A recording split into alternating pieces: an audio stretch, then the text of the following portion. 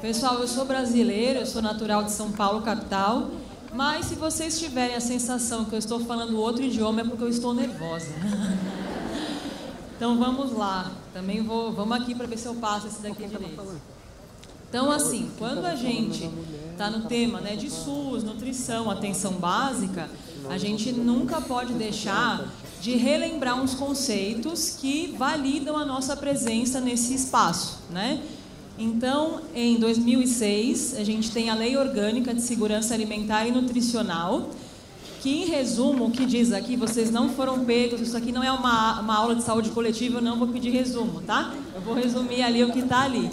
Então, assim, o que é importante nessa área e em qualquer outra é que a gente faça ações que garantam, né, o acesso regular e permanente a alimentos em qualidade e quantidade suficiente, sem comprometer outras necessidades básicas, né, que a pessoa pode ter, e sempre respeitando a diversidade cultural, ambiental, econômica e socialmente sustentável, tá? Então, né, a gente vem da Lausanne e só em 2010 que o direito humano à alimentação adequada entra na Constituição Federal, né? Então, em resumo, é estar livre da fome e da má nutrição e ter acesso à alimentação adequada e saudável.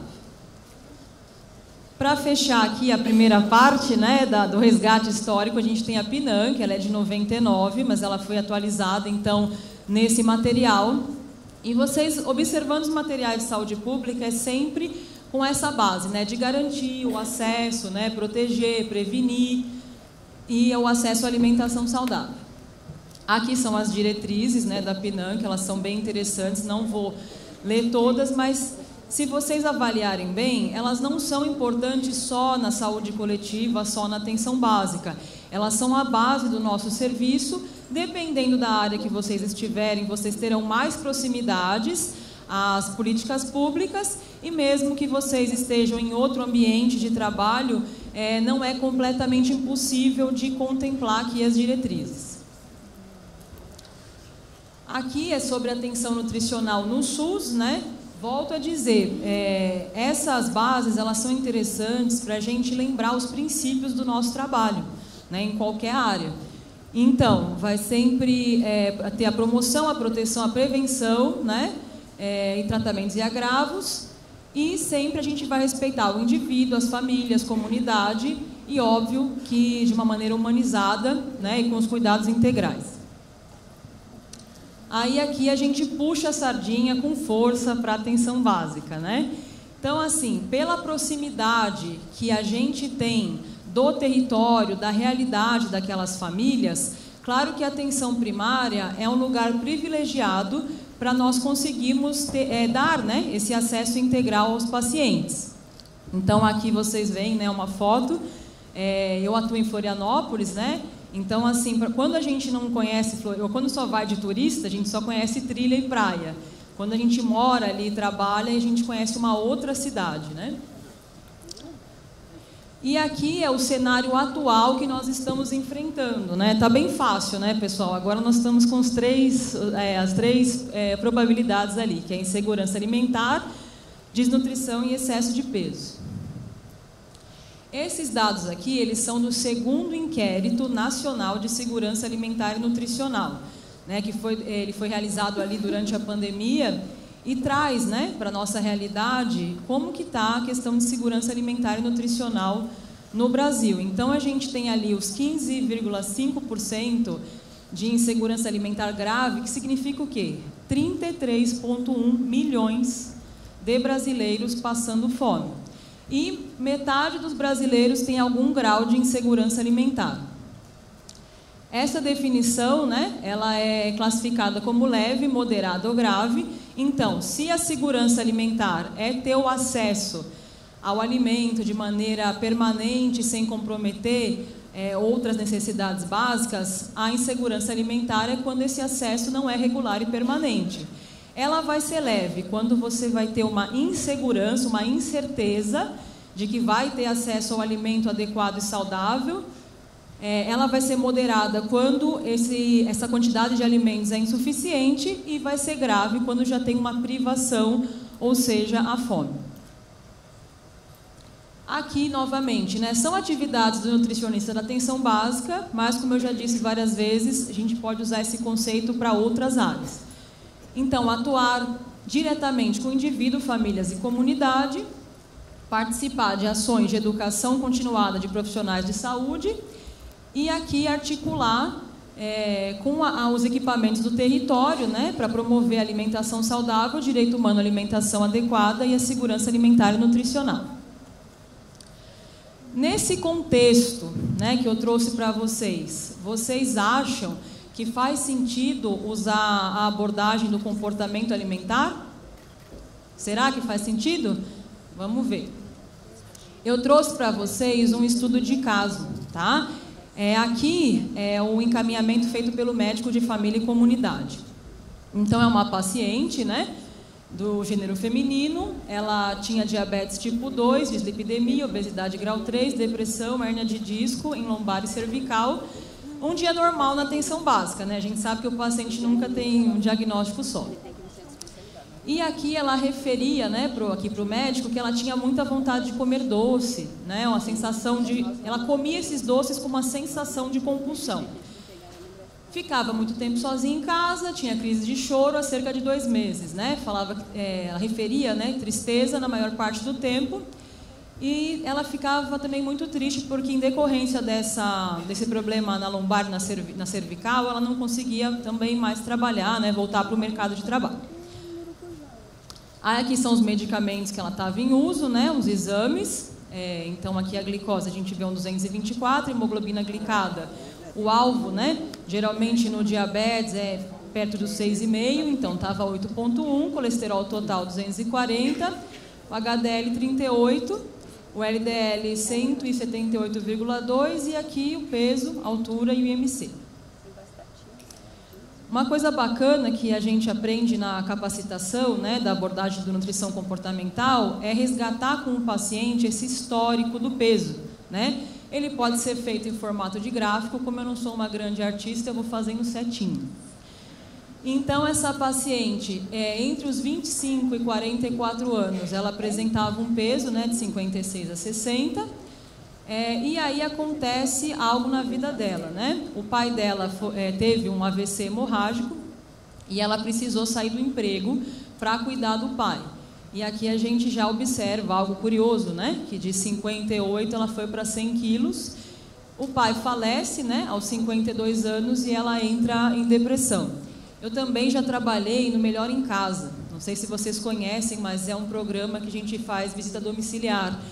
E uma coisa muito frequente que a gente via ali, muitas vezes o cuidador estava precisando de mais atenção do que o próprio paciente, né? Então é muito comum o desgaste do cuidador do paciente acamado. Então, aqui também eu trago para vocês uma triagem que a gente usa, né, nos nossos atendimentos corriqueiros ali da atenção básica. Esse documento foi publicado em 2022. Ele, não é que ele é para substituir a escala brasileira de insegurança alimentar. Só que, para quem conhece a escala, ela tem bastante perguntas. E na vida corrida, né, a correria ali do nosso atendimento, quando não for possível aplicar a escala brasileira de insegurança alimentar, nós temos essa triagem para risco de insegurança alimentar. Então, a gente faz 2 perguntas, né? Se nos últimos 3 meses os alimentos acabaram antes que o paciente tivesse dinheiro para comprar mais comida, e nos últimos 3 meses se comeu apenas alguns alimentos que ainda tinha porque o dinheiro acabou. Essa classificação, se o paciente responder sim para qualquer uma das 2, pode ser que essa família está em insegurança alimentar leve, e se responder sim para as 2, pode ser que essa família está em insegurança alimentar moderada a grave, né? Então ela respondeu sim para as 2. Então a paciente mora sozinha, é natural de Passo Fundo, no Rio Grande do Sul, escolaridade ensino médio completo, a profissão era cozinheira, né? Então ela saiu do trabalho para cuidar do pai. Nesse meio tempo ela desenvolveu essas hérnias e aí ela não conseguiu voltar para o mercado de trabalho e estava então desempregada. Quem ela tinha de rede de apoio era um filho de 34 anos, que era auxiliar de cozinha. E no trabalho dele, ele poderia trazer as sobras, né, dos alimentos, ele poderia levar para casa. Então, é sempre importante a gente conhecer também quem é a rede de apoio. Aqui, né? Aqui eu coloquei a parte mais tranquila de explicar, mas não que é necessariamente que eu faça essa anamnese nessa ordem, né? Então, ingestão hídrica era 1 litro, atividade física não realizava, funcionamento intestinal ok, negava alergia.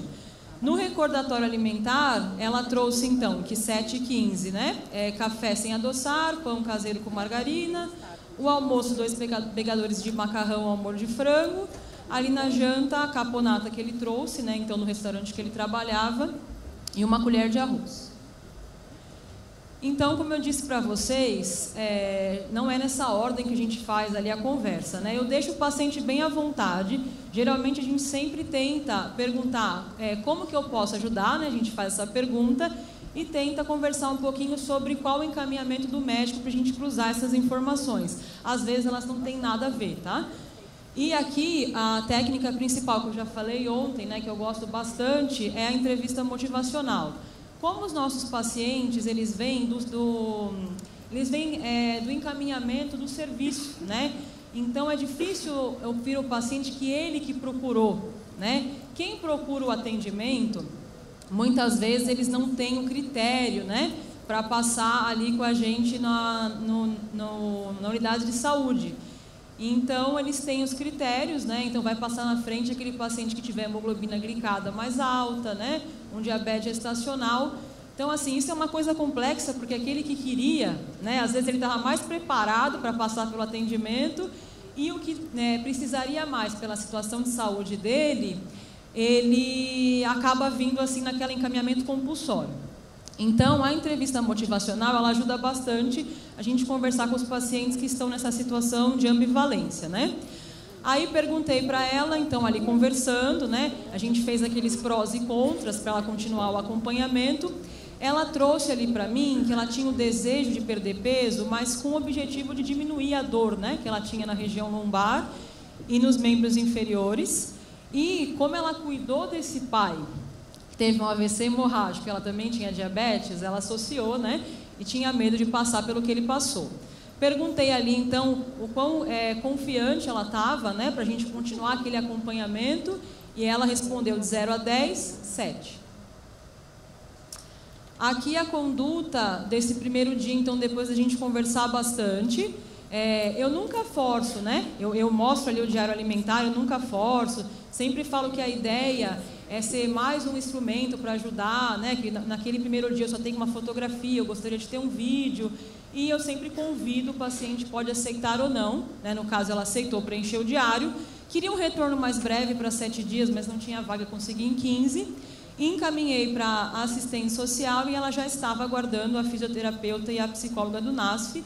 E uma característica também é que a gente sempre continua ali a discussão de caso com quem encaminhou para manter esse cuidado compartilhado. Quando eu estudava no livro, eu não sabia que eu podia resumir o diário alimentar, então eu aprendi isso na capacitação também. Eu usava aquele diário grandão que está no livro e com várias perguntas e tinha uma dificuldade de aderir, né, na anotação. Então, depois da aula, aprendi que poderia resumir, então comecei com o diário nessa versão menor. E assim, esse foi o atendimento para a paciente. Tchau, paciente querida, até a volta. Nisso a gente se debruça, então, o que a gente tem na rede? O que eu tenho em Florianópolis para ajudar essa paciente? Essa paciente não tinha critério para ser encaminhada para o Centro, né, de Apoio Psicossocial, nem da equipe multiprofissional especializada em saúde mental. Então, ela ia ficar com a gente no centro de saúde, né, equipe multi, ali NASF, e para o Centro de Referência de Assistência Social. É importante que a gente conheça a rede, né? O que eu tinha, então, de equipamentos de segurança alimentar e nutricional? Não tem banco de alimentos em Florianópolis, não tem cozinha comunitária. As feiras, para quem é daqui, né? Eu sou daqui, aí eu fui lá, não, imagina, eu vou surfar aqui na xepa. Lá não tem xepa, tá? Cozinha solidária tem, mas não é próximo da região que essa paciente mora. E o restaurante popular estava em construção. Ela volta, né, depois dos 21 dias, ela já tinha conseguido passar com assistente social, já tinha acolhimento no CRAS, estava recebendo o benefício eventual de 250, né, 3 vezes ao ano, que é bem pouco. mas a gente vai trabalhando com a condição que a gente tem, e tinha dado entrada no Auxílio Brasil. Ela, o retorno era para ser em 15, ela teve um problema, acabou sendo em 21. Ela gostou do diário alimentar, né? Ela preencheu 20 dias, me surpreendeu. Ela mantinha aquele padrão apresentado no recordatório, mas eu observei que em 20 dias, 19, ela apresentava tristeza. Aí eu falei, oi, psicóloga, me dá uma mão aqui, vamos adiantar essa consulta, né, querida? E aí, conversando ali com ela, ela teve um dia feliz, que foi um dia que ela fez o bolo de aniversário para o filho, que ela gostava muito. No dia seguinte, sobrou ali, né, uma barra de chocolate dos ingredientes, e ela comeu a barra e sentiu culpa. Então, o único dia feliz dela foi seguido, né, dela ter essa culpa porque comeu uma barra de chocolate. E aí, assim, tranquilamente, a gente já sabe que não caracteriza, né, o transtorno de compulsão alimentar. Mas uma dica interessante é que vocês deixem o DSM ali baixado no computador. Não somos nós que fazemos o diagnóstico, mas é importante que a gente saiba reconhecer, né? Até para passar o caso para o médico, para a equipe que a gente trabalha. Então, ela não preenche os critérios, tá? E compartilhei isso com um médico de família e comunidade. Aí aqui a conduta, né? Sempre ampla escuta, eles sempre trazem muitas questões de vida, são pessoas que têm uma vida complexa, assim, bastante dificuldade. Expliquei ali a influência das emoções no comportamento alimentar, auxiliei no planejamento de compras desse benefício mínimo, né? Mas ela me pediu ajuda, apesar de ser cozinheira, ela estava numa situação de uma tristeza, né, bem importante, então ela me pediu ajuda.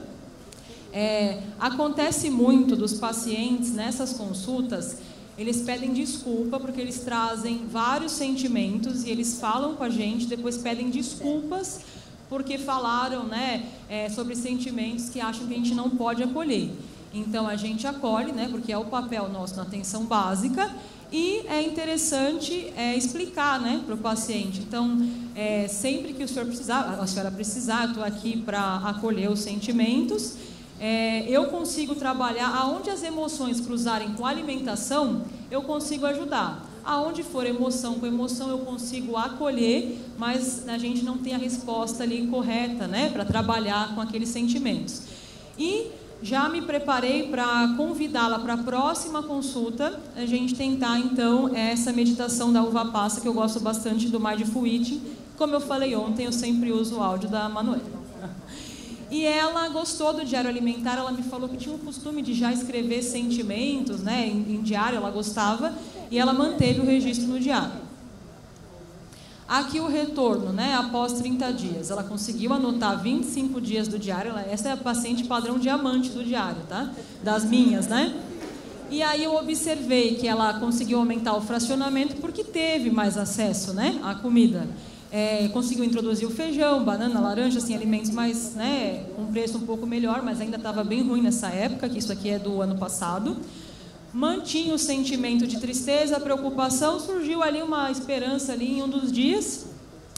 E ela, só que aqui eu fiquei um pouquinho preocupada, porque ela fez o bolo daí para a nora.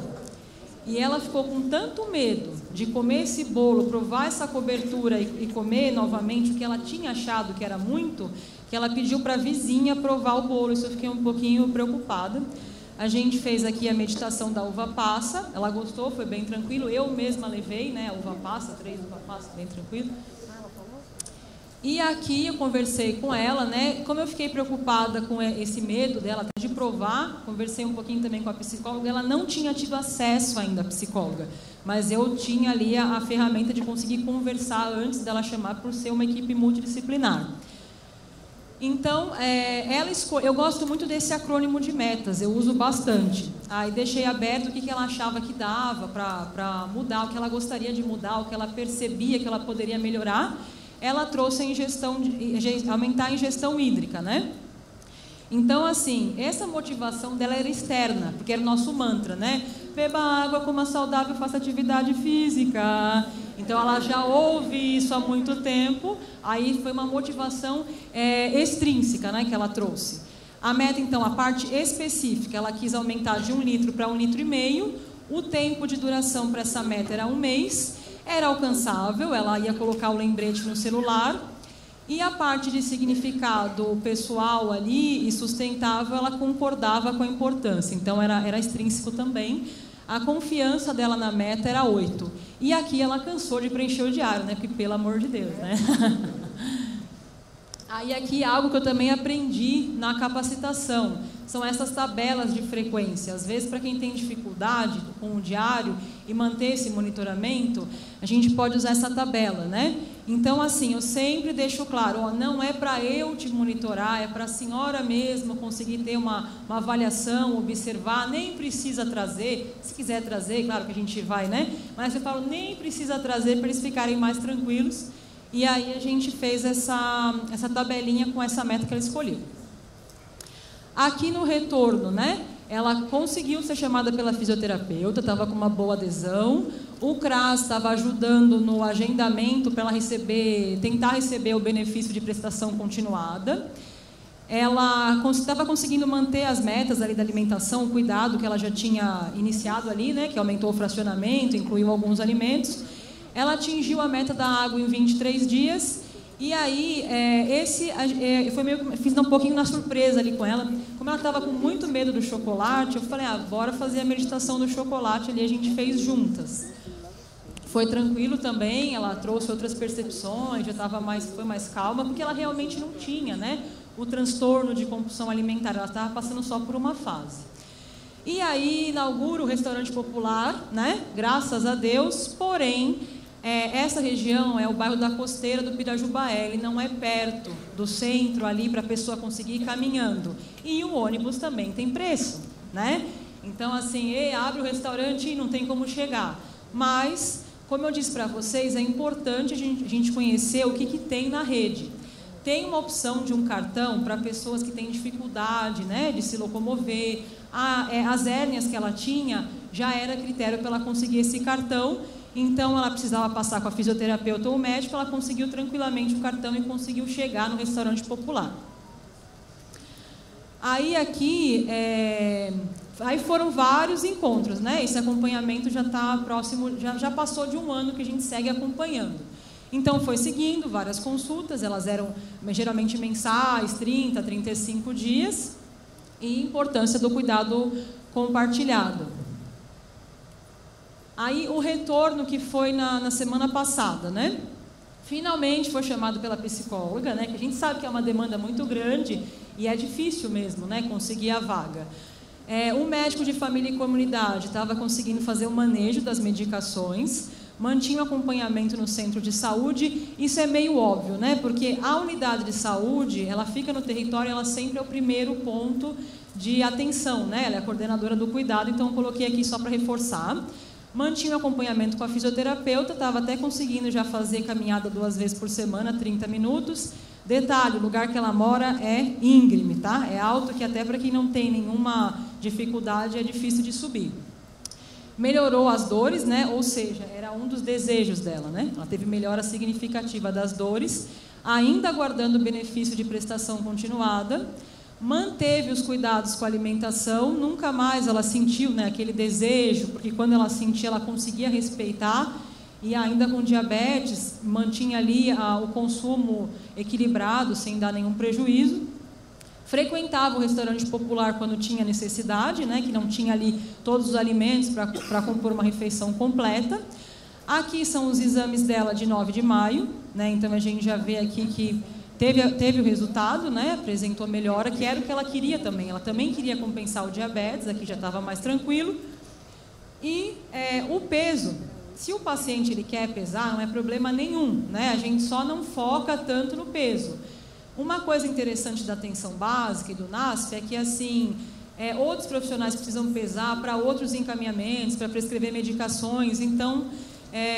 tinha ali o peso dela, se ela quiser pesar a gente pesa, mas eu não fico focando, né, como esse é o principal resultado. E aqui eu queria deixar para vocês umas considerações. Então, assim, o SUS, na atenção primária, a gente tem esse problema de sobrecarga, né, de um grande volume de pacientes encaminhados. O SUS é universal, mas o recurso é limitado, então nós precisamos fazer alguns protocolos, né, para padronizar esse acesso, para dar equidade, né, dar mais acesso para quem precisa mais. Porém, depois que a pessoa consegue o acesso, ela não tem que se preocupar com o retorno, né, porque a gente vai ter o retorno, né, claro que a gente paga imposto para ter o SUS, mas ela não tem que se preocupar se vai ter dinheiro para o retorno. Então, isso fica um pouco mais tranquilo. Geralmente, nos cursos da capacitação, é recomendado um retorno de 7 a 15 dias. Muitas vezes não é possível e que isso não seja um problema para a gente usar a abordagem, que dá sim para usar com um pouco mais de tempo e a gente tem o cuidado compartilhado na atenção básica, né? Então, não precisa ficar centralizado na gente, isso não é um impeditivo para usar a abordagem. A importância de conhecer a rede, né, e das ações intersetoriais. Então, assim, só foi possível porque a gente passa ali, né, uma territorialização para conhecer os equipamentos de saúde e os outros equipamentos de cuidado. A importância do cuidado multiprofissional e compartilhado. A gente falou bastante ontem sobre vínculo e acolhimento. Vocês vão perceber também que quando a gente está na frente de um paciente e demonstra, né, o interesse genuíno de auxiliar no processo, por mais que ele esteja ambivalente, por mais que ele não veja a solução para a vida dele, ele consegue se abrir e aí cria-se o vínculo e nós conseguimos atuar. Aqui, então, voltando ali para a pergunta, né, de olhar a insegurança alimentar e usar a abordagem do comportamento alimentar com o paciente, nesse ano eu fui convidada para fazer parte do Conselho Municipal de Segurança Alimentar e Nutricional de Florianópolis e da Câmara Intersetorial de Segurança Alimentar e Nutricional. Então, assim, não é porque eu tenho o olhar da abordagem comportamental que eu não vejo a importância de lidar com a insegurança alimentar e vice-versa, né? Então, assim, a gente samba ali no atendimento, né, pensando, meu Deus, como é que eu vou ajudar? O que eu tenho na rede? E agora? Vai dar certo? Vai acessar? Tem critério? Não tem? Mas que a gente ocupe os espaços dos conselhos. Isso é a participação social, mesmo para quem está na parte de atendimento particular, né? Tem a parte ali que é da sociedade civil e não é porque é nutricionista, é profissional da saúde que não pode assumir esse espaço de participação e controle social. Aí, entrando então na Kaizen, eu estava mais próxima dali do gabinete do prefeito, então a gente está apresentando projetos para conseguir o banco de alimentos e cozinha comunitária. Então, também a importância, né, da gente ocupar esses espaços e manter ali o foco na nossa base, né, lá da Lausanne, lá do Direito Humano e da PNAM. Estamos escrevendo, então, o Plano Municipal de Segurança Alimentar e Nutricional. Sim, é estranho, mas lá não tem ainda. Como eu já falei, né, ter o olhar da insegurança alimentar não anula a importância de trabalhar com comportamento alimentar e vice-versa, porque eu preciso ter ferramenta na hora ali que eu estou trabalhando. Ela vai falar, não, eu não tenho acesso, eu vou sentar e chorar. A gente precisa de ferramenta, né? E a abordagem comportamental, o que ela mais me ajudou é aumentar o meu repertório e meu escopo de atuação. Já falei ali, aumentar o repertório é isso. E aqui algumas referências. E eu gosto muito dessa frase, né? Às vezes na atenção básica a gente tem aquela sensação, né? Fica quase sem ar, meu Deus, o que eu faço? Eu tenho tanto desafio, eu aprendo uma coisa, eu tenho que estudar mais 30, não sei o que eu faço, o paciente não tem condição. E aí essa frase é algo que me dá um pouco de tranquilidade, né? Como sou pouco e sei pouco, faço o pouco que me cabe, me dando por inteiro.